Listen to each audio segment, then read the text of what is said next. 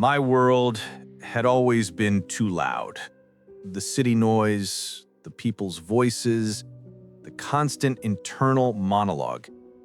It all merged into a deafening cacophony. My therapist recommended keeping a dream journal. "Get the chaos out of your head and onto paper," she said. "It will organize your thoughts."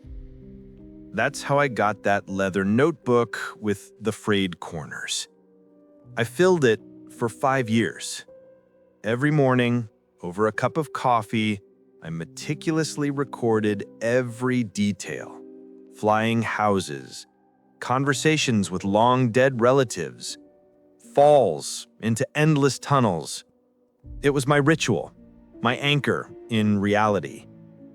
The journal became my most secret hiding place, a place where no other person had ever set foot. That's why my blood ran cold that very morning. I was sitting at my kitchen table, the sun shining gently through the window. I finished writing the previous night's dream, a rather innocent one about a walk in the woods, and turned the page. It should have been blank, but it wasn't. In the center of the blank page, written in an angular, choppy handwriting I'd never seen before, lay a text. Just 2 words, making my own handwriting on the previous page seem like calligraphy.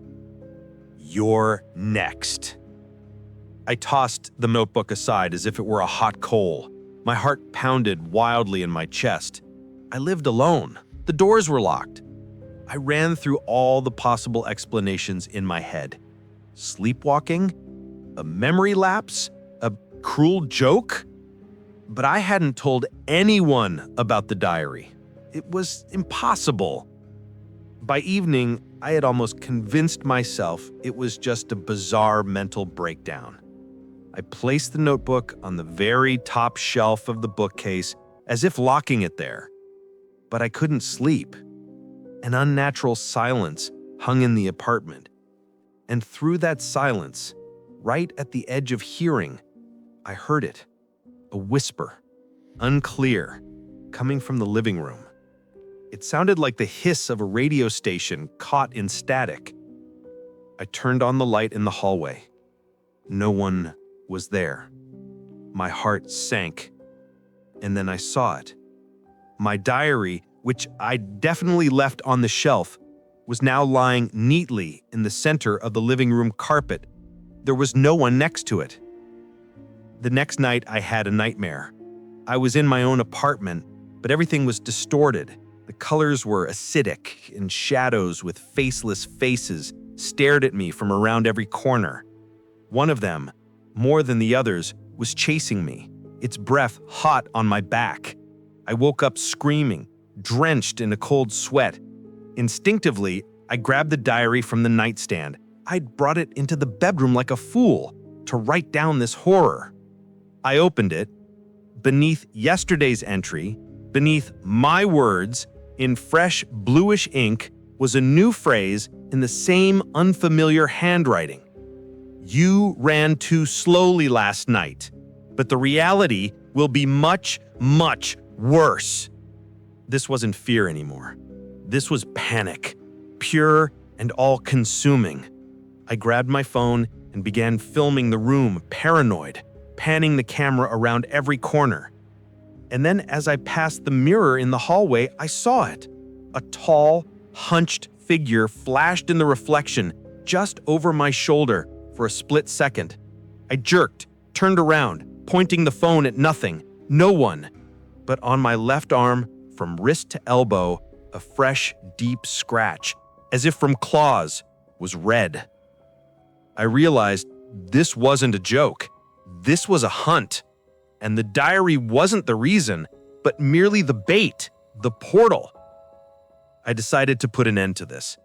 I remembered I'd bought this notebook a few years ago at a thrift store. Maybe there was something else in it. Desperately, I started flipping through it, fingering the cover.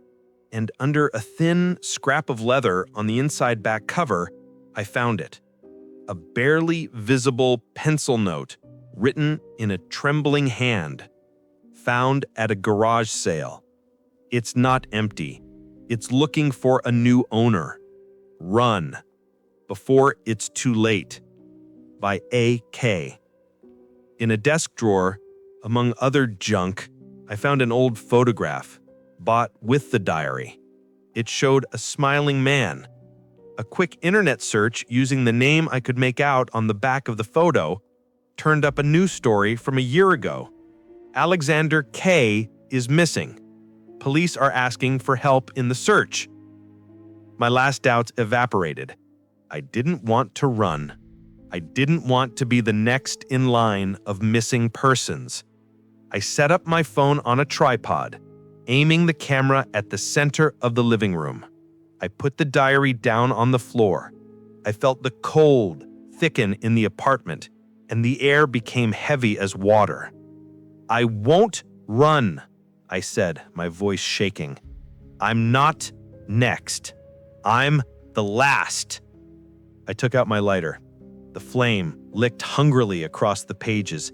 The fire grew quickly, devouring words, nightmares, threats. And at that moment, the room was filled with a deafening human scream, coming not from my ears but straight from my head. The light went out. The phone flew off its tripod and hit the floor. In pitch darkness, I stood over the burning remains of the diary, feeling the heat sear my face. It was over. Silence. I turned on the light on my phone. The screen was intact. And then in the dead silence, that same familiar whisper came from the phone speaker, now perfectly clear and chilling.